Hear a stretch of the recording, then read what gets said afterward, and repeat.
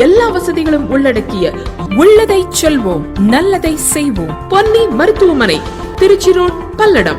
எதிர்கட்சி தலைவர் வருங்கால தமிழக முதலமைச்சர் எடப்பாடியாருடைய ஆணைக்கிணங்க இன்னைக்கு திருப்பூர் புறநகர் மேற்கு மாவட்டம் பல்லடம் சட்டமன்ற தொகுதிக்குட்பட்ட பல்லடம் தெற்கு வடக்கு ஒன்றியத்தினுடைய செயல்வேல் கூட்டம் நடைபெற்றது. மாலையில பொங்கலூர் ஒன்றியம் மேற்கு கிழக்கினுடைய செயல்வேல் கூட்டம் நடைபெற இருக்கின்றது.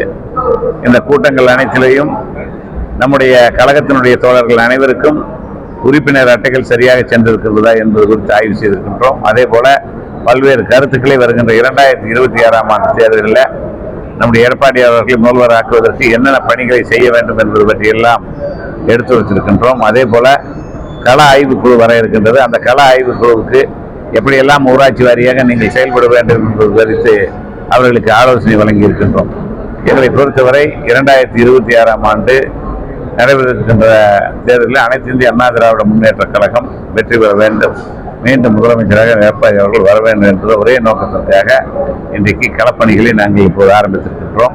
அதே போல பல்வேறு கட்ட பணிகளை இன்றையிலிருந்து தேர்தல் வரும் வரை நம்முடைய பொதுச் செயலாளர் அவர்கள் சொல்ல இருக்கின்றார்கள். அதையெல்லாம் ஆய்வு செய்து அதன் பிறகு அதிக வாக்குகளை நாம் பெற வேண்டும். இன்றைக்கு பல்லடம் உடுமலைப்பேட்டை சட்டமன்ற தொகுதியில் பார்த்தீர்களானால் 2 சட்டமன்ற தொகுதிகளும் கடந்த சட்டமன்ற தொகுதியிலே ஏறத்தாழ உடுமலையில் 25,000 பல்லடத்தில் 35,000 வாக்குகள் வித்தியாசத்தில் நாங்கள் வெற்றுவோம். அதற்கு முன்பாக நடைபெற்ற தேர்தலில் பார்த்தீங்கன்னா நாடாளுமன்ற தேர்தலில் ஏறத்தாழ 49,000 வாக்குகள் குறைவு, அங்கேயே 40,000 வாக்குகள் குறைவு. அதை முறியடித்தான் நாங்கள் வெற்றி பெற்று வந்திருக்கின்றோம். இந்த நிலைமை தான் மீண்டும் வரப்போகின்றது. மீண்டும் அதிமுக ஆட்சி வருவதற்குண்டான அனைத்து பணிகளும் இப்போது முடக்கிவிடப்பட்டிருக்கின்றது என்பதை தெரிவித்துக் கொள்கின்றேன். எங்களை பொறுத்தவரை நாங்கள் செய்திருக்கின்ற திட்டங்கள் கடந்த 10 ஆண்டுகளில் பல்லடம் தொகுதியிலே சட்டமன்ற உறுப்பினராக நம்முடைய பரமசிவனும் கரைப்பூர் நடராஜன் அவர்களும் பல்வேறு திட்டங்களை செய்தார்கள். கடந்த 3 ஆண்டுகளாக பல்வேறு முயற்சிகளை நம்முடைய இன்றைய சட்டமன்ற உறுப்பினர் நம்முடைய முன்னாள் அமைச்சர் ஆனந்தன் அவர்கள் சட்டமன்றத்திலே குரல் எழுப்பிக் கொண்டே இருக்கின்றார். எங்களுடைய ஆட்சி காலத்திலே போட்ட 50 கோடி ரூபாய் புறவழிச்சாலை திட்டம், அதை பலமுறை சட்டமன்றத்திலே கேட்டும் கூட இன்று வரை அந்த திட்டம் வரவில்லை. எங்களுடைய ஆட்சி காலத்திலே அண்ணன் எடப்பாடியார் அவர்கள் நம்முடைய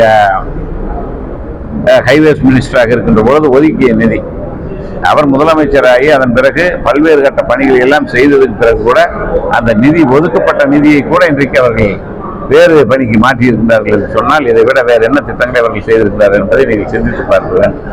ஆகவே நாங்கள் தெளிவாக இருக்கின்றோம். மக்களுக்கு நாங்கள் திட்டங்களை செய்திருக்கின்றோம்.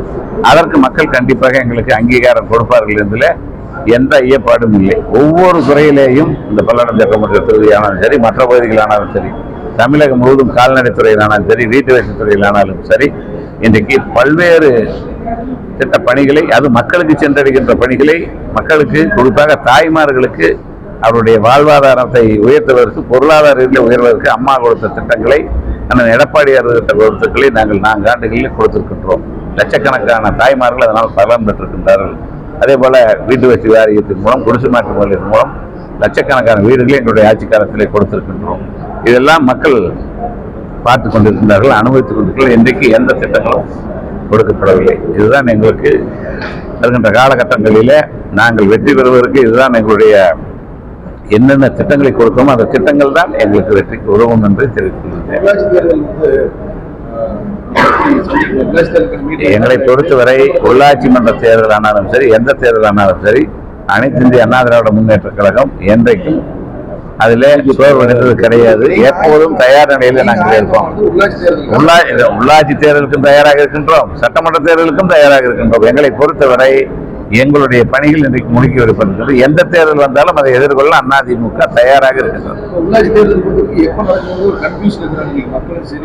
இது மக்களுக்கு கன்ஃபியூஷன் இல்லை, அரசாங்கம் தான் இதை முடிவு செய்ய வேண்டும். அரசாங்கம் என்ன செய்தாலும் எங்களுக்கு, நாங்கள் தேர்தல் அறிவித்தால் உடனடியாக தேர்தல் சந்திப்புக்கு நாங்கள் தயாராக இருக்கிறோம். இதையெல்லாம் மாண்புமிகு கழக பொதுச் செயலாளர் அவர்கள் தான் முடிவு செய்வார். அவருக்கு தான் அந்த முழு அதிகாரம் இருக்கிறார். அதாவது எங்களை பொறுத்தவரை நாங்கள் எதை பற்றியும் கவலைப்படுவதில்லை. எங்களை பொறுத்தவரை எங்களுடைய நோக்கம் தற்போது 2026 நாங்கள் வெற்றி பெற வேண்டும். உள்ளாட்சி தேர்தல் வந்தால் அதில் வெற்றி பெற வேண்டும். என்னுடைய முழு கவனமும் மக்களிடத்திலே நேரடியாக, அது கிராம பகுதிகளானாலும் சரி நகர்ப்புற, நேரடியாக செல்ல வேண்டும் என்று எங்களுடைய பொதுச் செயலாளர் எங்களுக்கு உத்தரவிட்டிருந்தார். அந்த பணிகளை முழுமையாக நாங்கள் அதில் தான் கவனம் செலுத்துகிற முடியும். மற்ற எதற்கும் நாங்கள் நினைப்பதும் இல்லை. எங்களுடைய ஒரே நோக்கம் 2026 மீண்டும் முதலமைச்சராக எடப்பாடியார் அவர்கள் வர வேண்டும், அதிமுக ஆட்சி அமைக்க வேண்டும், நிறுத்தப்பட்ட திட்டங்கள் அனைத்தையும் பொதுமக்களுக்கு கொடுக்க வேண்டும். இதுதான் எங்களுடைய நிலைப்பாடு. எல்லோரும் வாங்க, குழந்தைங்கள் முதல் பெரியவங்க வர குடும்பத்தோட வாங்க. டேஸ்டா சாப்பிடலாம், குசியா சாப்பிடலாம். அனைவருக்கும் ஓர் இன்ப அதிர்ச்சி. கடை ஸ்பெஷலே வந்துங்கன்னா கொங்கு மண்டல பாரம்பரிய மண் சட்டி நாட்டுக்கோழி வறுவல் தானுங்க ஸ்பெஷல். அதுலேயும் நம்ம கடையில் மஞ்சள் வெங்காயம்னு ஒரு ஃப்ளேவர் இருக்குது, அதை நீங்கள் சாப்பிட்டு பாருங்கள். OFC Garden and Restaurant.